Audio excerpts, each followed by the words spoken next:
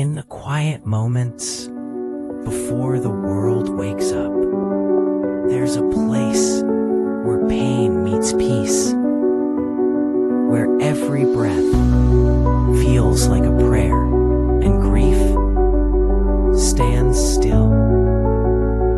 We carry the weight of what was and search for meaning in the smallest things. And sometimes all it takes is one moment to remind us we're still here, still healing. Hello, everybody, and welcome to another episode of the Grief Let's Talk About It podcast. You guys know who it is. This is Tony Lynch. I am the host of this podcast. And yes, we are the number one podcast. We're bringing you stories around death, dying, and grief with some amazing people out here doing some amazing things, changing people's lives one heartbeat at a time. And as always, this is a live stream. So if you have any questions for either myself or my guests, please put them in the comment section and we'll be sure to answer them as we go. Now, as always, this is for educational purposes only. Now, without further ado, guys, help me welcome my colleague. She's been on the show one time before. She's come to share her thoughts on her second book with us and all the things that she's been having, all the amazing things that she's been doing since the last time we talked. Now, straight out of Hawaii, please welcome my guest and my friend, Lani, to the show. Lani, Aloha. How you doing, friend? Hello. I am doing great, thank you. And actually, I think this is the third time we've talked. Oh, yeah. You know what? This is probably true. Yeah. You know what? I wouldn't even doubt it. I wouldn't even doubt it. Yeah. And I think for me, it was surprising when we first connected that I shared with my first book. I was surprised at how would include my story of grief with my youngest son, how that connected with people, because that really wasn't my intention with the book at that point. But that seems to be such a universal experience that I had several people last year, especially contact me after they had lost a loved one to say how much the book had helped them through their grief journey. So I was so grateful for that. And so it made me feel so connected to your community here. Well, and that's what it's all about. Every time that we do a show, we have people come on and their stories are so amazing. And people connect in a way because they're going through something similar, right? And they're always looking for, how did Lani do it? How did Tony do it? Or whomever I've had on the show. They're like, how did they get through this, right? But they love the rawness of it. They love the fact of that there's nobody out here sugarcoating it. We give it to people just the way that we live it. And you know just as well as I do, there's nothing more raw or unfiltered than grief, at least for me, right? Because it's honest. Grief is honest with you. It's going to show you your flaws. It's going to tell you the price that you had to pay for the love that you had, right? Which we'll talk grieving, right? Yeah, it's and I think people never get to see that side of it. Yeah. And that's kind of where I've now moved in working with my second book is because it's been actually this year is 20 years since my son Jacob passed away. And to be able to look back and reflect on how I have moved through that journey of grief and other grief journeys to come sort of to the other side of it. And to see it from a new perspective and to be able to share that with people so that they know that however long it takes you. And that's one thing we always talk about is it's never a one size fits all. There's not a prescription for grief, but there is another side that you can grow through it. We've talked before about how well-intentioned people will tell you you will get over it. You don't get over it. You learn to live through it, grow around it, and discover what I call the gifts of grief. Now, I love the fact that you said most well-intentioned people will tell you you'll get through it, right? And you hit the nail on the head. You don't get through it. You grow with it, right? And you allow it from time to time to take things away from you that does no longer serve you, right? As you begin to grow, because every stage of grief, and you know just as well as do, there's so many different stages of grief depending on the direction that your grief decides to take you in. Like for ourselves, and I want to ask you, ask you a question when I get done with this. For ourselves, we found that we did find the beauty in it, right? We found the beauty in telling our stories to wanting to connect with other people that have gone through something similar, right? Now, and a lot longer than I have, because I just celebrated 9 years for the passing of my son. As someone, as we begin to go through these different years, these longer years, do you find that um, now that you reflect a lot deeper on the relationship that you have with your child than you did in the beginning? Yeah, of course, because in the beginning, like you said, it's raw emotion. And so there's all of those questions of what if, and maybe I should have, and why. And so as you start to grow with your grief, and for us particularly, we made a conscious effort to keep Jacob's spirit ever present. So even to this day, with our grandchildren who range from 2 to 16, they know Uncle Jake. Like, he's still part of the family. His physical presence might not be here, but they know his spiritual presence. They know that when we go to the ocean and a turtle, a green sea turtle, Hawaiian word is honu, when the honu show up, that's Uncle Jake saying he's there with us. So I think it's finding ways to keep that person or persons present in your family. Another way that we do that with other family members who have passed, my parents, my mother-in-law, is because my husband's Mexican, we do a ofrenda for Dia de los Muertos, which is remembering them. And it's in saying their name over and over that keeps them present with us. And that can be so comforting. Whereas, I think, again, our Western society, civilization, or upbringing has told us, or has implied that they're buried and gone, that actual burying someone in the ground, that they're buried and gone. Ashes to ashes, dust to dust, poof, they're gone. No, they're not.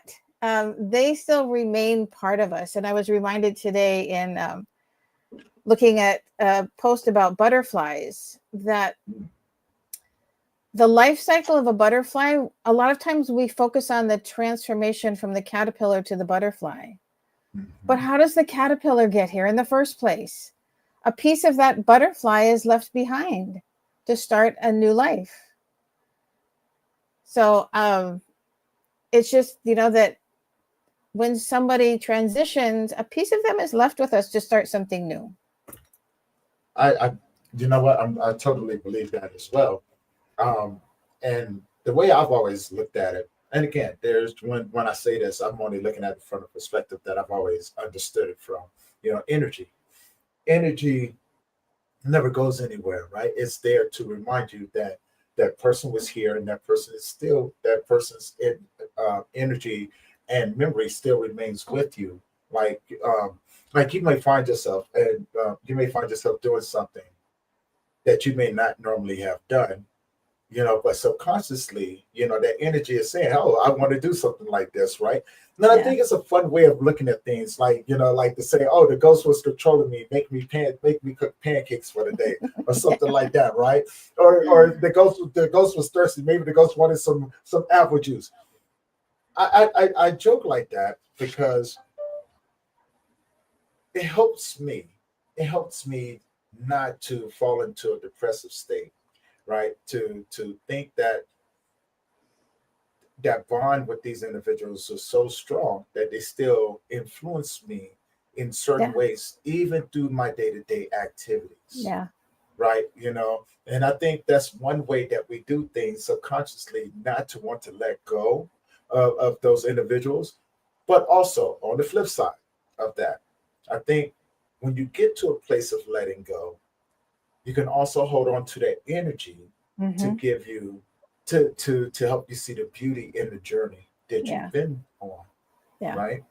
So the yin and the yang, I guess. Yes. And I think it's not letting go of that person entirely. It's letting go of our human inclination to want to hold on to a physical presence. And once we can Yes. let go of that human um, inclination and really tap into that energy and spirit, that's when we start to grow with our grief, beyond our grief. I love that. Uh-oh. Oh, I love that right there, right? I had a friend of mine ask me the other day, um, she said, Tony, how are you doing? And for the first time, I turned around, I looked at her. I didn't say that I was okay or anything like that. I said, you know what? I feel like a human. I feel like a human being.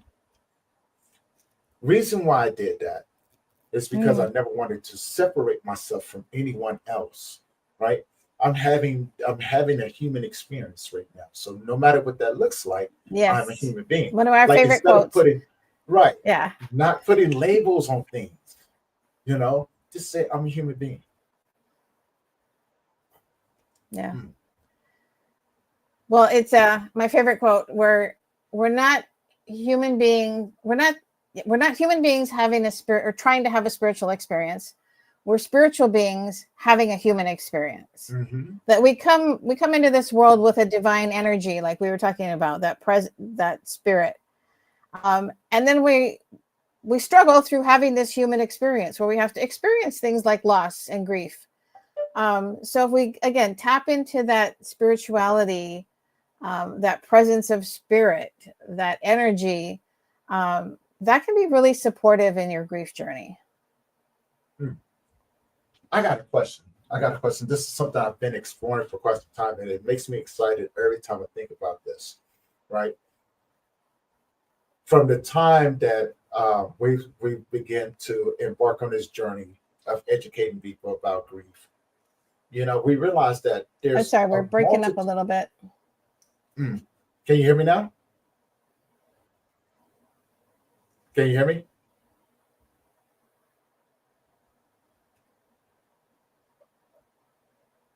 Sorry, Tony, I missed it. I was asking, can you hear me now? I don't think you can hear me. I'm freezing up, aren't I? Mm-hmm. I can hear you off and on. I'm freezing. You're freezing and I'm freezing. So I don't know what's happening.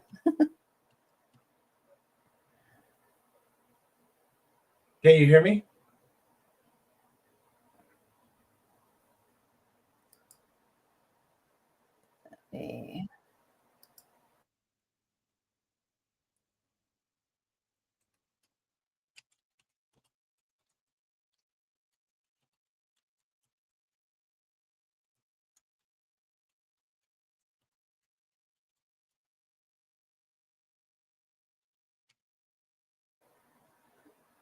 Are we good? Yeah, can you hear me now? I can hear you. Can you hear me? Okay. All right. I can hear you now. Okay. Awesome. Sometimes these things Yeah. happen. But I had a question. Technology is not always. It's only good when it works. I tell you, it's only good when it Yeah. works. Yeah. Okay. What's your question? I had a question. I always get excited when I think about this. Since you've been in the grief field, and seeing how grief has expanded. There are many people that have come out of the shadows to come out and start educating people. Do you think that there's any sort of boundaries now that we're going to come across, that we're going to have to build bridges across to help connect people in a different way because of the vastness of the understanding of grief that we have now? Yes, I do, because I think, particularly in our, like we said, our Western society has not had a real good openness about grief, where other Native and Indigenous cultures have a more open perception of that.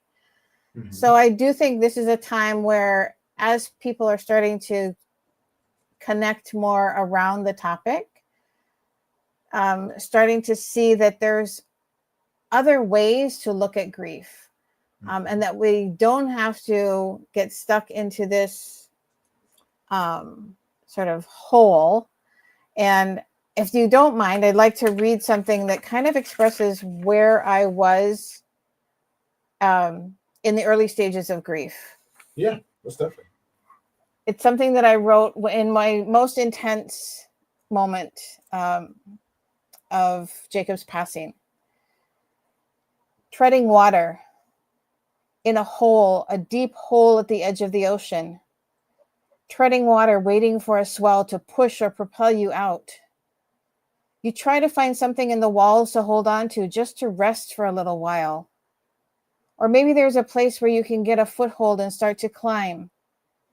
But then a wave comes over the top and knocks you back down, treading water again. Most times the light is only partial because the walls are so high. There's only a short time where the light is directly overhead, and in the shadows it is cold.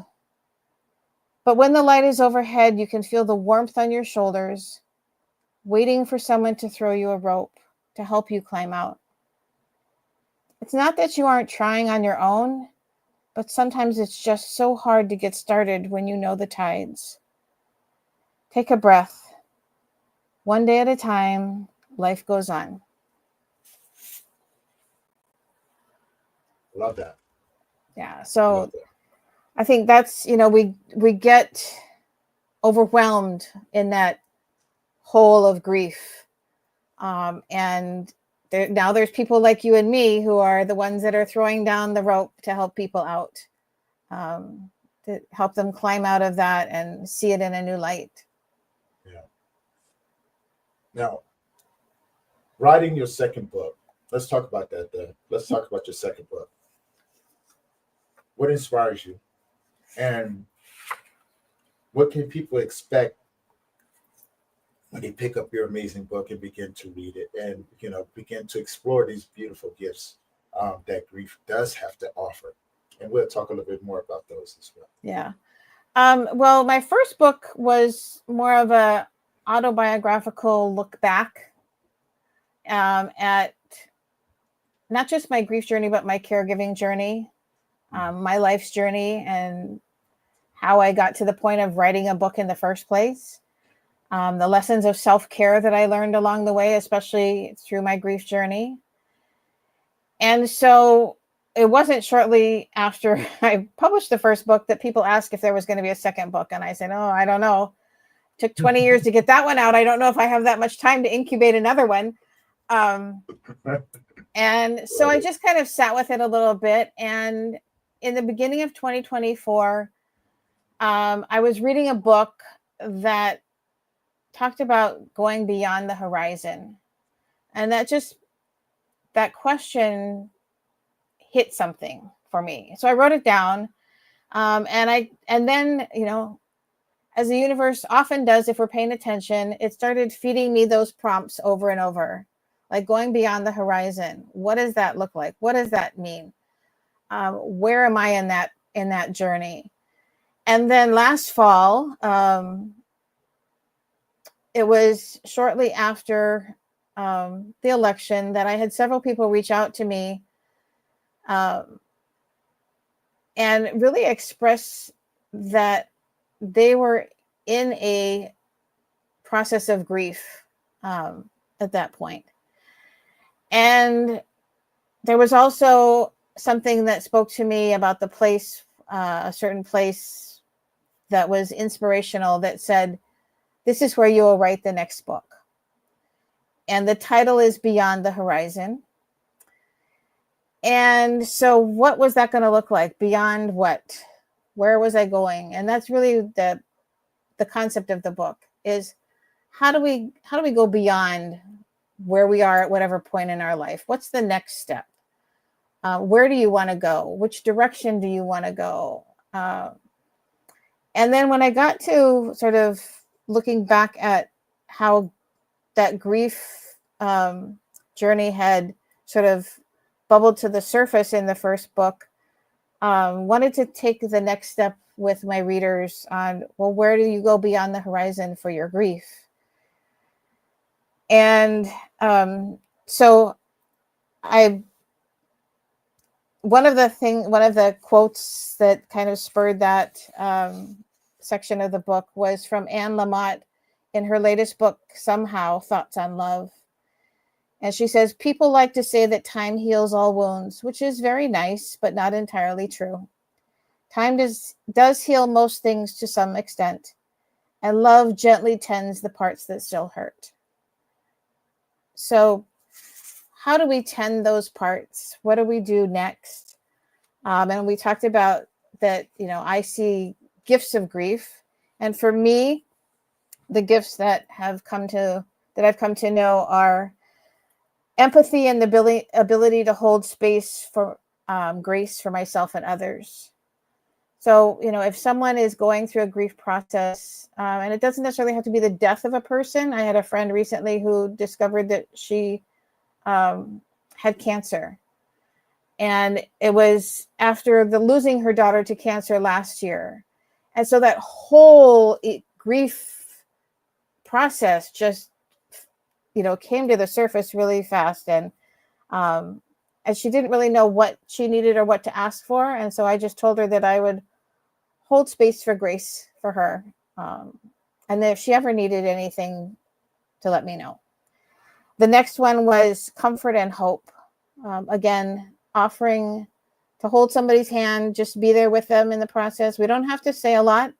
Sometimes we say too much, and it comes out wrong. Yeah, definitely understand. The next one was love with an expanded heart. And that one can be challenging, especially in today's world. So just trying to make sure that I stay heart-centered and share my love from there. And then acceptance of impermanence and change. And that's one that, change is the only constant in our world. And so learning how to accept that in the framework of our grief journey can be a gift. That's true. So I love that. Yeah. And then the next part of where I went with this was with the seasons. It's sort of the book focuses around seasons and directions in our life. And that oftentimes when we're in grief, we get stuck in a certain place, in a certain season of grief or a certain point in our grief. And so I asked the question, how long will you stay in one place, in one season or one emotion?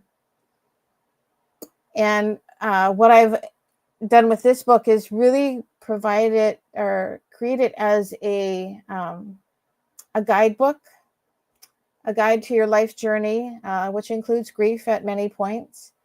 And throughout the book, there are reflection questions and blank pages for you to write about what those questions mean to you. I like that. I want to flip it on to the other side real quick, and ask a question, because I know I've been asked this question several times, from people. When people are going through grief or beginning or just starting their grief journey, in your thoughts and your opinions, what are the three main things that they look for, as they begin to embark on that journey? The things that trip them up the most. And the reason why I say that, because they're the three that I found out was, most of the time people are looking for somebody to blame. They're looking for answers, and they're looking for clarity. Now, all three of those work hand in hand, but they can all go in their own different directions. And I found that when a person is missing one or two of those things, they tend to get stuck inside of the seasons of the grief that you just mentioned. Yeah, and it's oftentimes when you're in that first moment of a profound grief loss, grief journey with a child, like we've experienced, all of those questions just seem to rattle around all the time. And you have, again, well-meaning, well-intentioned friends and family who are going to want to give you the answers, tell you how to find clarity. And for me, it was once I was able to just tell people to just hold space for me. Don't be in my face. Don't try to give me the answers. Everyone's journey is different. Everyone's process is different. Don't try to tell me what phase I'm in or what step I should take next. Just be there.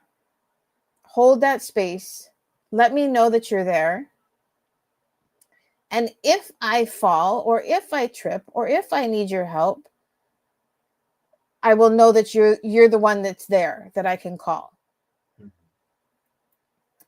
Because what I found was those people who have so much to tell you about how you should grieve are not always the one that are going to pick up the phone at 3 a.m. when you call and say, I need you. Yep. Excuse me. I definitely understand that. Yeah. That's one of, like, someone asked me on a podcast the other day, what is the biggest stigma? And I said, thinking that the people that you love and depend on is going to be there when you need them at 2 and 3 o'clock in the morning when you need to talk. Yeah. It's not going to happen, because you have to understand, if you're not careful, you're going to have false expectations of someone. And when they don't live up to those expectations that you put on them, you're going to constantly be disappointed in it. So in order, and you mentioned this, in order for us to be able to truly be able to embrace the grief that we're going through, there's a lot of things that we have to have. We have to have patience, faith, forgiveness for ourselves, right? But also we got to extend that same patience and forgiveness and grace to other people, right? But now, for those who are looking to come into that space, there's a term that I like to use when they go into that space, which eliminates a whole lot of other things. I always tell them, visit with them. Like, you don't need to know what to do, right? Just visit with them. Mm-hmm. But visit with them to a place to where they don't have to cater to you. Yeah. Right? If this is a true friend of yours and you go over to their house or something like that, take a brief look around and see what you can do so they're not distracted on catering to you. They called you over because they wanted your company. So now visit with them, do their dishes.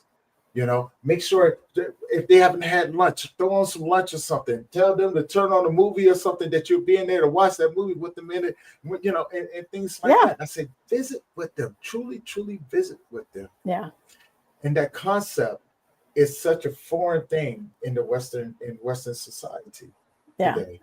And my I guess my question would be, how can we change that to educate people more about being a visitor in someone else's space that is actually grieving?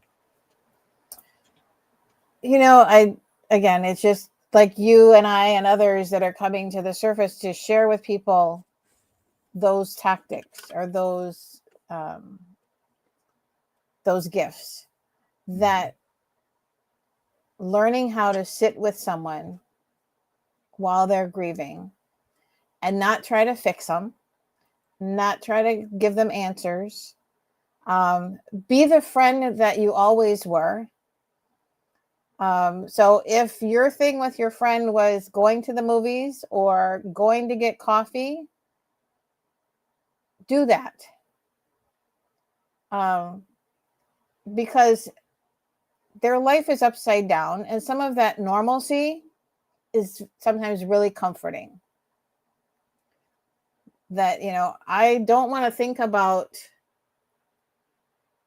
everything that I'm having to process with my grief. I just want to go have a cup of coffee with my friend and talk about whatever. And if I feel like sharing about my grief in that moment, that my friend is okay with that. Yeah. That I don't have to worry about what they might say, or that they're going to try to come up with an answer, that they're okay with me just talking about it, that we don't have to come up with an answer. And I was just reflecting on the image that you have behind you of holding the heart in your hand. It's like, do that. Just hold their heart for a moment. That's exactly what that means. But it's also a representation of the individuals like ourselves who are heart-centered, right?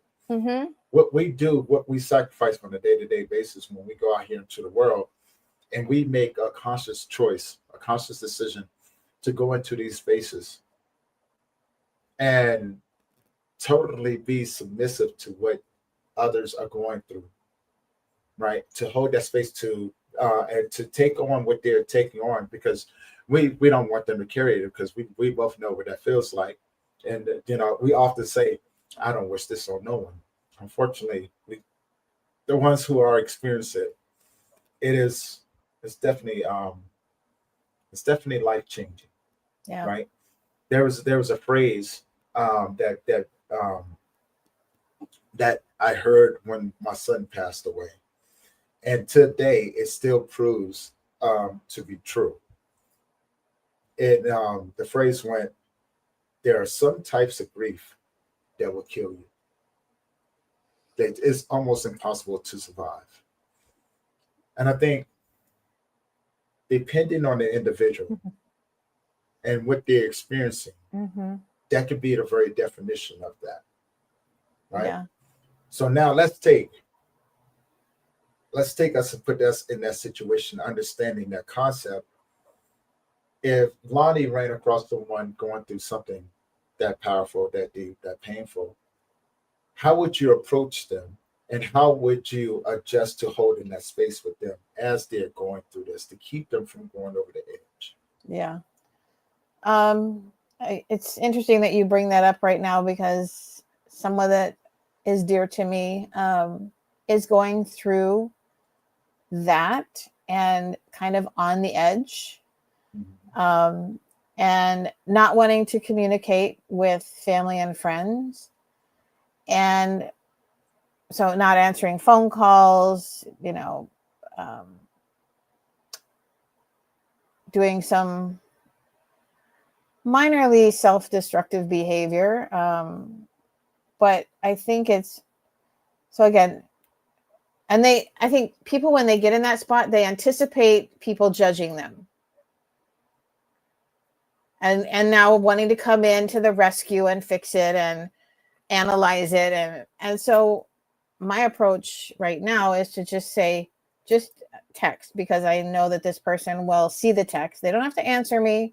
I don't expect an answer. That's the other thing. Don't expect something back from someone who's going through that.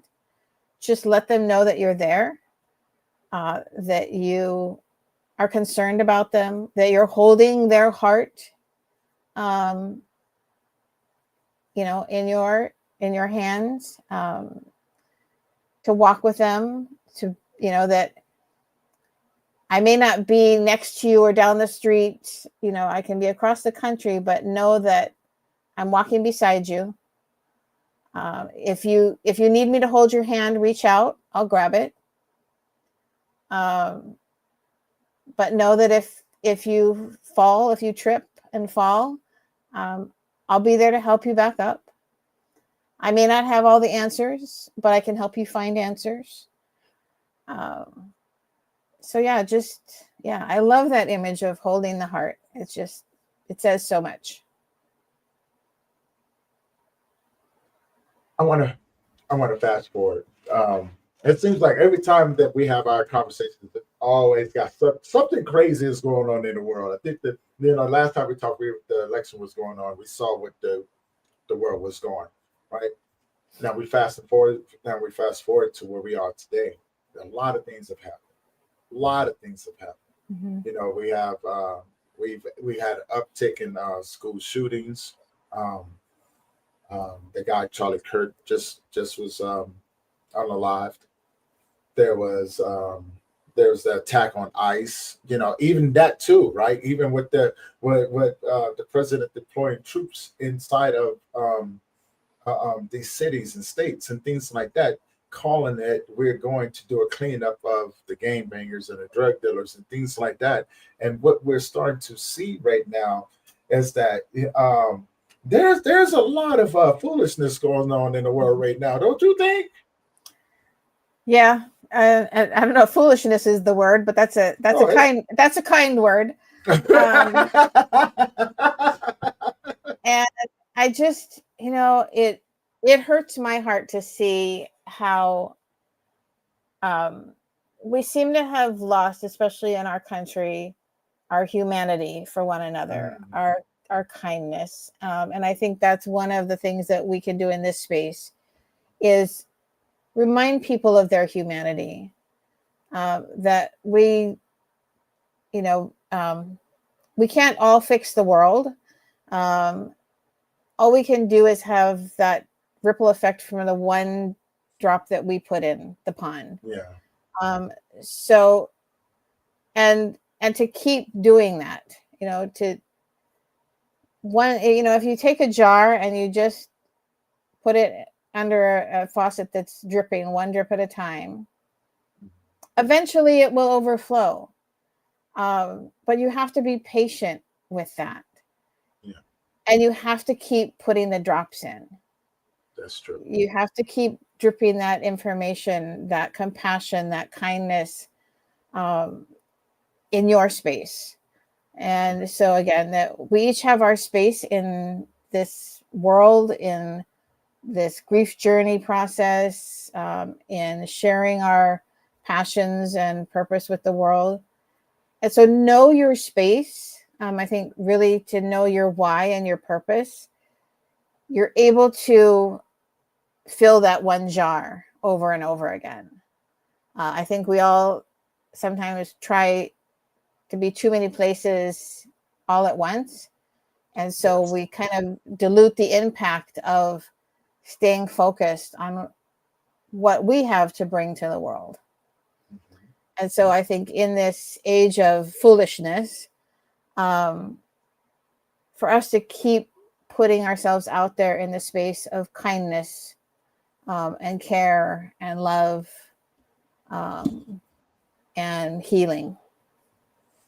Yeah, I'm right there with you, and forgive me for laughing earlier, because as when you said foolishness is a light way of putting it, I was thinking to myself like, few choice words that I can use for what's going on in the world today, but foolishness. So we just got to stick with that to keep it lighthearted, keep it funny, because there's here's one thing on switching it over to a little bit more of a serious thing that's going on, and I think it would change the way that we as practitioners begin to show up in the grief field.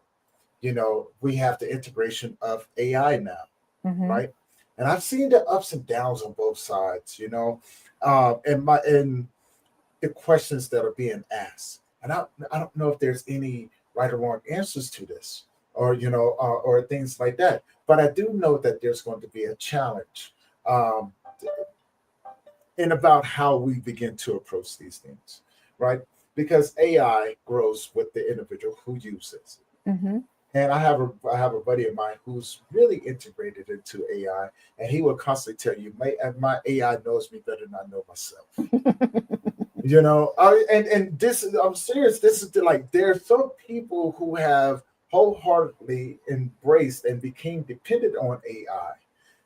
And then there's individuals like ourselves that understand that AI cannot take away human connection, right? People are still going to crave people. Now, the multitude of questions that have come across, that I've asked and been asked myself.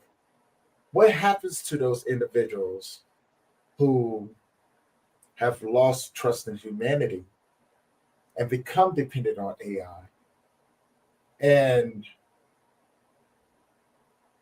what can we do to add an element of humanism inside of that scenario, to kind of break up the monotony of depending on a synthetic or artificial intelligence?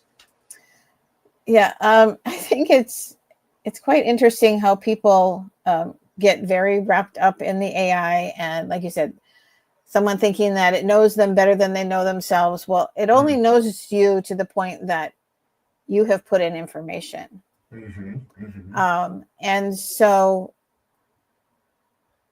how it gets that information is from humans. So how, looking at how do we feed the AI the humanity, the kindness of individuals, but it's still you. Like, you're the one feeding it in. Somebody else is feeding in information, and so there will always be a need for human connection. That's how we were created. And that's one thing that I talk about in the book as well, is connections. Interesting that you bring that up. Let me just read a couple of quotes, because I have a big section on it in the book. But the first one is from Jane Goodall. She says, hundreds and thousands of young people around the world can break through and make this a better world for all living things. Once young people know the problems and are empowered to act, they have great power to impact the world. So I think that generation is coming up in AI. I do think we can trust them, because they're seeing all of this foolishness. I think we can trust them to put the information in that still allows us to make that human connection, because that's what's missing. The other quote is, we can experience union with something larger than ourselves, and in that union find our greatest peace. So beyond AI, something larger than ourselves is that higher power, whatever you call it, whatever you name it. We talked earlier that we're having a human experience, but we're spiritual beings. That comes from somewhere. That spirituality comes from a higher power, something larger than ourselves, something that we see has sort of divine control.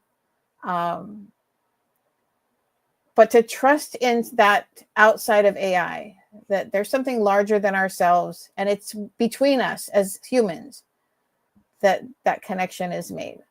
So it's definitely something that, as I work to go beyond my own framework, making connections is something that I still am so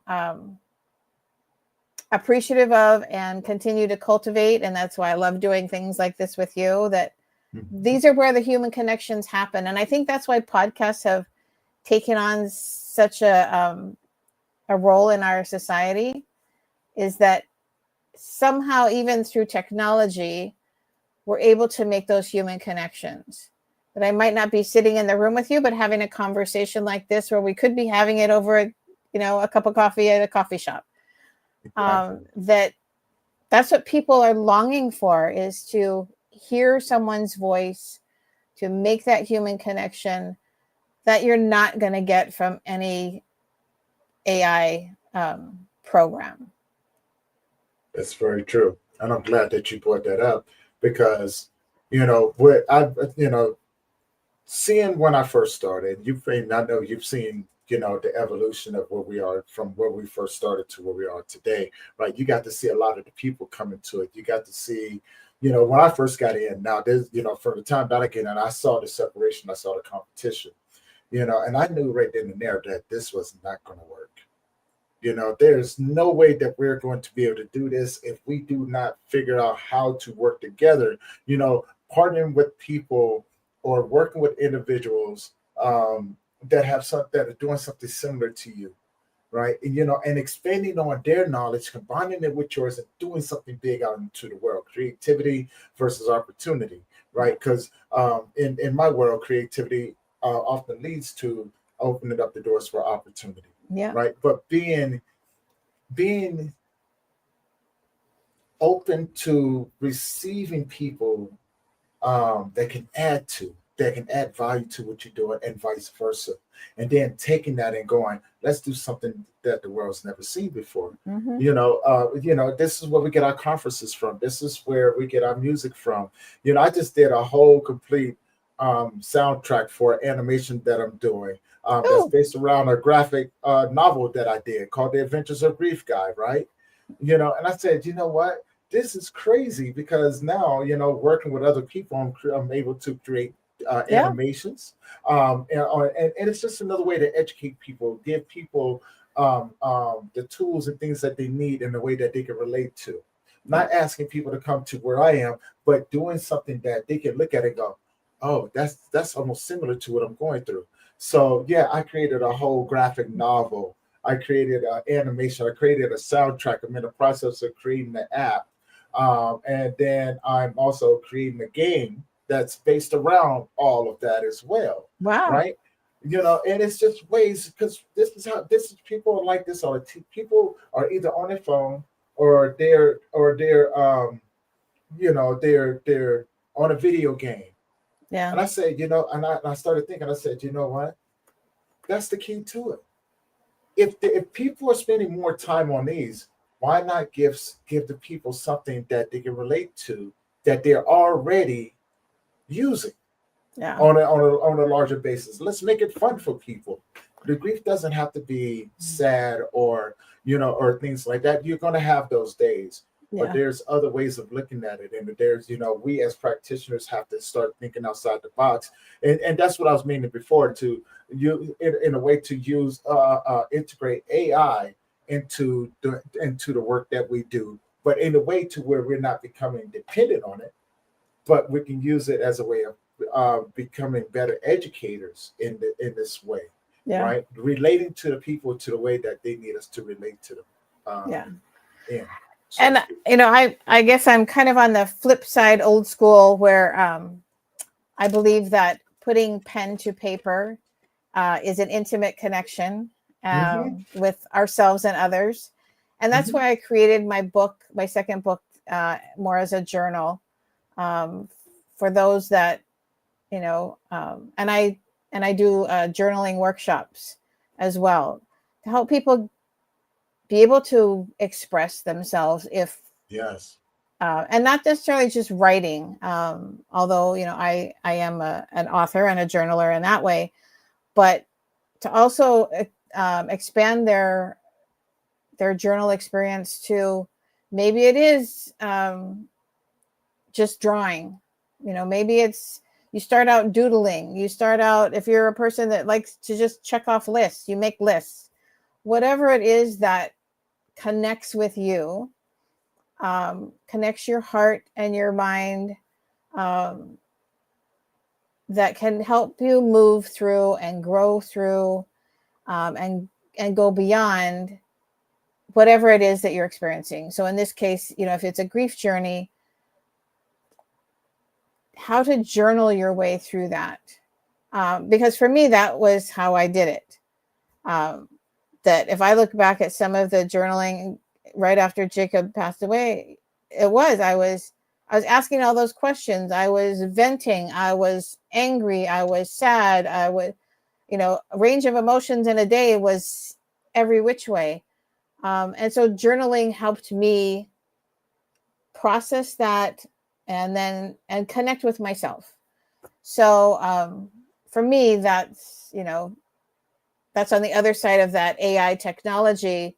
And although I'm using it to help create those opportunities for people to reconnect with themselves, to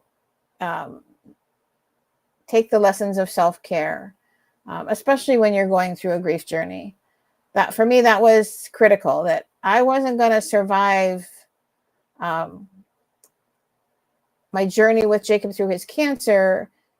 And then after that, in grief, if I didn't have those self-care routines. So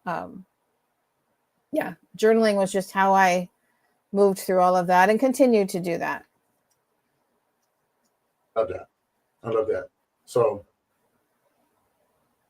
I guess my next question would be, where can people find your book's going to be coming out soon, correct? It's going to be coming out in February. So it's a little ways off, but time flies when you're having fun. This is true. And so, I'm moving into the publishing, editing, all of that process, marketing, and that takes time, but it's already got some steam ahead of it. I've got people like you that, are open to talking about it. I've got people asking me already to be on podcasts next year after the book comes out, which is exciting because when I did my first one, I had not ever done a podcast or marketed anything, like this. So I'm really excited about the energy that's building up behind the second book. And I really hope that people find value in going beyond their own horizons. Yeah. And as you were saying that, right, I forget, my heart began to smile. And I know you can probably see the smile on my face now, because I remember, and I could be mistaken. You correct me if I'm wrong, but I remember I was one of the first podcasts that you were on. Yes, you were. Yes, you were. And then you came. You're right. This will be your third time because we did it again after the election, after your first book. Yeah. And now we're talking again. So you and I, we have a history, and look at where we are today, right? Yeah. And I think that's freaking amazing, to be a part of that progression, but also to consider you as a dear friend, and watching and always be excited from the education that you give people because of your presence and your perseverance as we begin to all grow together in our respective fields, right? But finding that we don't have to compete with one another, but also converting those that think that we have to compete in a way to where they come in and seeing the benefits of us working together and moving together. Because there's something coming. And I think I said this in the beginning when we first started doing it. I said there's going to be a time that we're going to be called to be on the front lines to help those individuals heal. Yeah. Right. Because those are going to be the ones that's going to help, that's going to have to make the difference as we begin to pass through. Yeah. Right. So now, how can people find your first book? So you can go to my website, which is www.alakai Associates. So the Hawaiian word alakai is ALAKAI. That means guide. alakaiassociates.com. You can find the link there for my book and other wellness resources. I've just, in fact, updated my website and got some new resources on there. There's tips for self-care tips for caregivers, a simple guide to self-care, which is a new free download. One that is, it's Cultivate Calm from Chaos, which I think in your grief journey, you have those moments of chaos. Yes, we do. And, yes, we do. How do you find, bring yourself to calm so that you can think more clearly and move forward?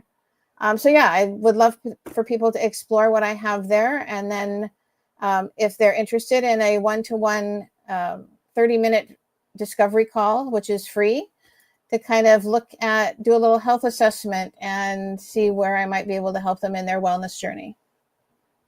I love that. And how can people find you on social media?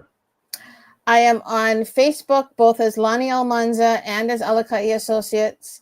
I am on Instagram as Honu Mom 1_. Honu is the Hawaiian word for green sea turtle. So HONUMOM 1_. And on LinkedIn as Lani Almanza. I love that. Now I got two more questions for you. My next question would be, if Lonnie had a superpower, what would it be? Oh, I think being in more than one place at one time. I understand that. Yeah. Because I'm out here in the middle of the Pacific Ocean, and there's so many people in other places that I want to connect with. And in today's world, that's a little expensive. This is true. Unless some wonderful sponsor wants to sponsor me to travel around the world for speaking engagements and workshops, I'm totally open to that. But yeah, I would love to be able to be in more than one place to share, connect with more people. I love that, because I can't wait till the day where we're all able to come together and actually, put flesh to the face, Yeah. or to to the people that we, and be able to touch each other and hug each other and go, man, and just enjoy that time with each other as well. I think I can't wait for the day to do that. I'm just like, I'm right there with you. If anybody out there want to sponsor me to go around and do some guest speaking, I would love to.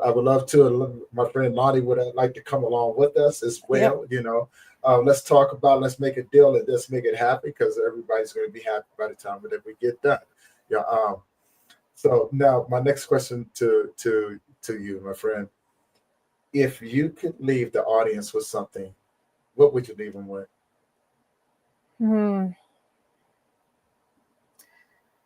I think know that you're not alone. That grief can be isolating. You can find yourself withdrawing and feeling alone. You're not alone, but it's also your journey. So you get to decide what your next step will be.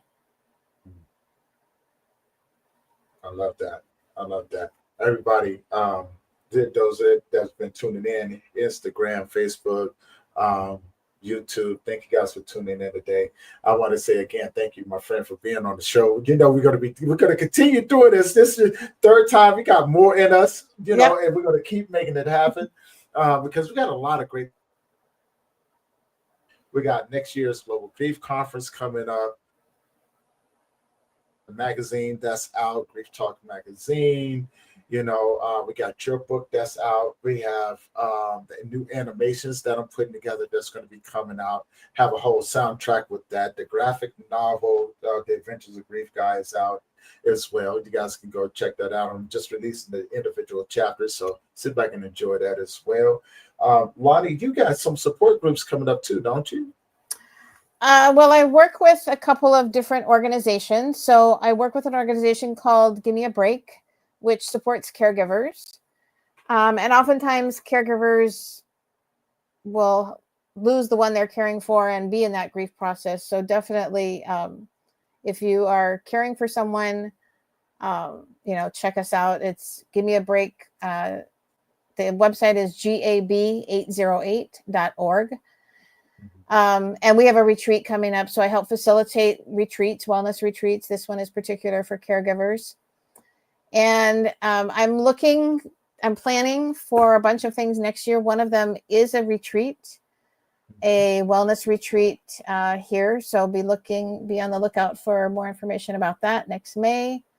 And then I'm open to facilitate journaling workshops.